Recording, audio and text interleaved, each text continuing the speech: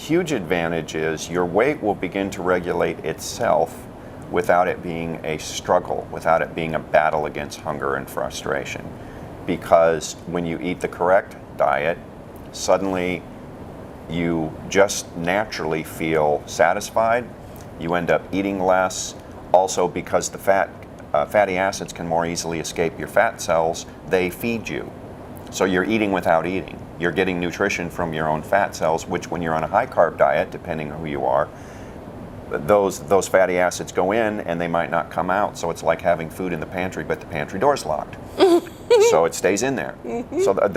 So to just be able to just eat until you're satisfied and not gain weight and probably lose weight is a huge advantage, because most people think of losing weight as this thing where you got to, apply your iron will and battle your hunger, and it actually doesn't have to be that way. So for me, that was probably the biggest advantage.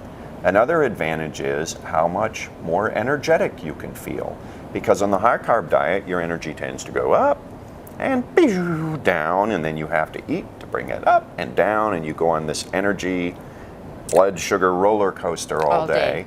Whereas on the diet I'm on now, it's just kind of like this. And it really became clear to me after I'd started eating this way, and I was in a meeting with a company that I was going to do some design some software for, and one of their IT guys was there. And I remember it was time, blah, blah, blah. It was an all-day meeting. We ordered out for lunch. So I got, I think a salad with a chicken breast on it. And he was eating his sandwich and his chips and his Coke. And around 3 o'clock, we are still discussing, because it was a long meeting, on what this software needs to do. And around 3 o'clock, he started kind of getting a little dazed looking. And then he finally said, "I'm sorry, but we're going to have to finish this meeting tomorrow. I can't think." Which he attributed to, we've been talking about this all day. I just can't think about it anymore. Like information overload. And I'm thinking, no, that was the bread and the chips and the Coke, and your brain is now starting to scream for glucose that's not available, and you can't think. And I could have talked for 5 more hours if we had needed to. Yeah. So I've noticed a lot of that, and I notice now, I work in an office now, I see how many people are hitting the snack bar at 3 o'clock, as they're getting the blood sugar crash 2 or 3 hours after eating all the They got to go get a hit. They have to get a hit. They have to redose, right? Wow. So that's a big advantage, just feeling like you can go all day and you're just fine, you just you're on cruise control.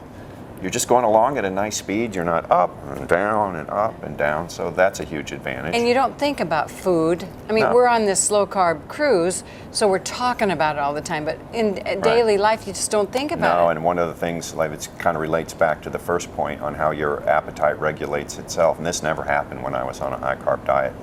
I'll be, going along and busy, and suddenly you go, I forgot to eat lunch. No joy. I forgot to eat lunch. It's 3 o'clock, and then you start feeling a little hunger, maybe around 3 o'clock, and then you go, oh, I forgot to eat lunch. When I was on a high carb diet, I never forgot to eat lunch.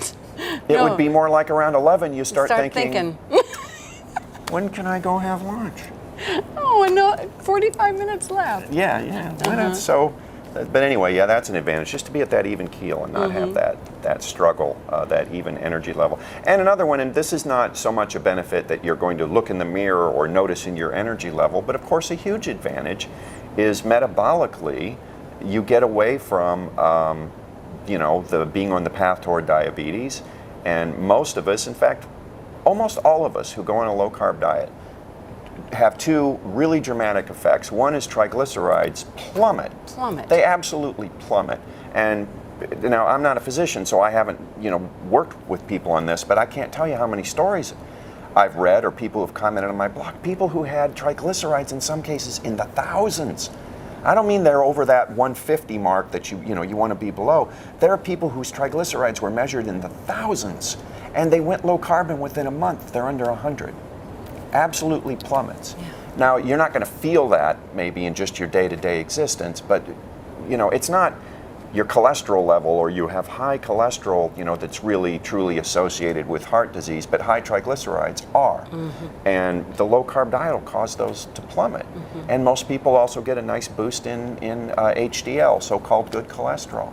And this is from eating food that tastes good, from food you were told was bad for you, from food that, oh, you know, it's almost like forbidden fruit.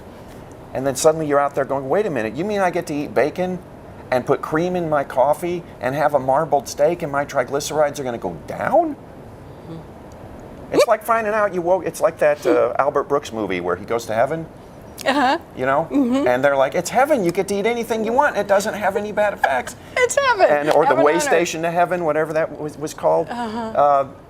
And it's kind of like that. You wake up and you go, wait a second, you mean I get to have bacon and eggs and steak and it's actually good for me?